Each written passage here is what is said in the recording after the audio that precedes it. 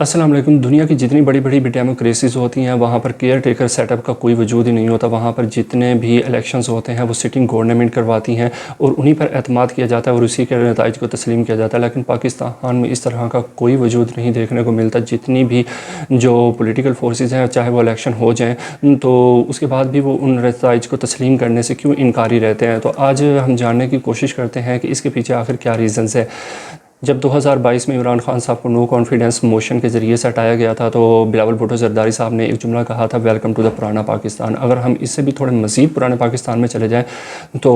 General Zia الحق کے دور میں ہم پہنچ جاتے ہیں، جہاں پر ون مین آرمی والا رول والا حساب تھا کہ جو اس صاحب کی منشا ہوتی تھی تو وہی آپ کے لیے قانون بن جاتا تھا۔ تو یہ جو کیئر ٹیکر سیٹ اپ ہے یہ ان کا برین چائلڈ ہے، ان کے دماغ کی اختراع ہے کہ انہوں نے یہ سیٹ اپ جو ہے انٹروڈیوس کروایا، جسے بعد میں پولیٹیکل فورسز نے بھی انڈورس کیا، کیونکہ انہیں یہ لگتا تھا کہ جو سٹنگ گورنمنٹ ہوتی ہے وہ کیا کرتی ہے کہ فیئر الیکشن یا ٹرانسپیرنٹ الیکشن نہیں کروا سکتی، اس لیے ایک ایسا کیئر ٹیکر سیٹ اپ ہونا چاہیے جو کہ ٹرانسپیرنٹ اور فیئر الیکشن کروائے۔ تو اس کو بعد میں بہت ساری پولیٹیکل فورسز نے بھی انڈورس کیا، یوں یہ جو ہے وہ اختتام پذیر ہوا، کیئر ٹیکر سیٹ اپ آ گیا ہمارے پاس۔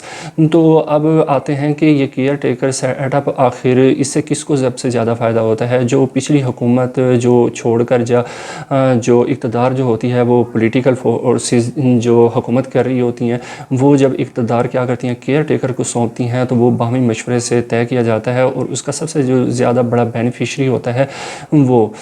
پچھلی حکومت رہی ہوتی ہے، اور اپوزیشن کا اس میں منیمل رول ہوتا ہے کیونکہ وہ ناموں پر بہت زیادہ اختلاف ہوتا ہے۔ تو کیا کیا جاتا ہے کہ اس میں جو بینیفیشری ہوتا ہے وہ پچھلی پولیٹیکل گورنمنٹ ہوتی ہے۔ اب نیکسٹ موو کرتے ہیں کہ اس کا آلٹرنیٹیو سلوشن کیا ہو سکتا ہے۔ اس کا آلٹرنیٹیو سلوشن یہ ہو سکتا ہے جتنی بھی پاکستان کی بیوروکریسی ہے وہ جو حکومت کو رننگ کرنے میں ایک سٹیل فریم ورک کی طرح کام کر رہی ہوتی ہے، اور ان کا ہینڈ اور ایکسپیرینس ہوتا ہے ایگزسٹنگ جو ہے پورٹ فولیو رکھنے والے منسٹرز کے ساتھ بھی، اور اپ کمنگ کے بعد بھی ڈیفینیٹلی انہوں نے کرنا ہے۔ اور الیکشن کمیشن کو آپ نے کیا کرنا ہے کہ فلی جو ہے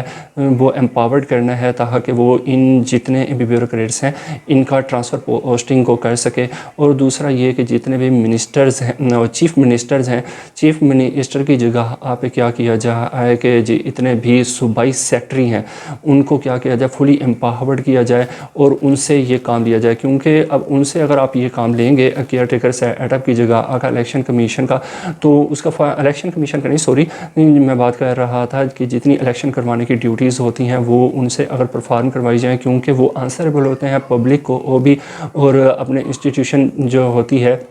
اس کے اندر بھی وہ آنسریبل ہوتے ہیں، اور انہیں کہیں کیونکہ فیس سیونگ نہیں کرنی ہوتی تو وہ کہیں نہ کہیں انہیں ڈر ہوتا ہے، انہوں نے اپنی ساکھ بچانی ہوتی ہے، انہوں نے اپنی فیس سیونگ کرنی ہوتی ہے، تو وہ کہیں بھی انلیگل آرڈر یا کوئی بھی ایسا غلط کام نہیں کریں گے جس کی بنیاد پر بعد میں انہیں جو ہے کرمنل چارجز فیس کرنے پڑیں۔ تو سب کو اپنی ساکھ پیاری ہوگی تو آپ کیا کر سکتے ہیں کہ ان جو بیوروکریٹس ہیں ان کا فلی یوٹیلائز کر سکتے ہیں instead of care taker set up جو کہ ایک ٹیمپریری مدت کے لیے آتے ہیں، اور یہ کسی کو بھی جواب دیں، نہ ہی پبلک کو انہوں نے جا کر منہ دکھانا ہوتا ہے اور نہ ہی انہوں نے جو ہے احتساب کو فیس کرنا ہوتا ہے۔ اگر ان سے کوئی احتساب کی بات کی جائے تو وہ یہ کہتے ہیں کہ ہم تو صرف الیکشن کروانے آئے ہیں، ہماری صرف اتنی سی ذمہ داری ہے، لیکن اس کی آڑ میں وہ بہت سارے جو ہے اس طرح کے کام کر رہے ہوتے ہیں جو کہ انہیں نہیں کرنے چاہیے۔ آئی ہوپ کہ آپ کو یہ انالیسس پسند آیا ہوگا۔ Thanks for watching, till next video, take care.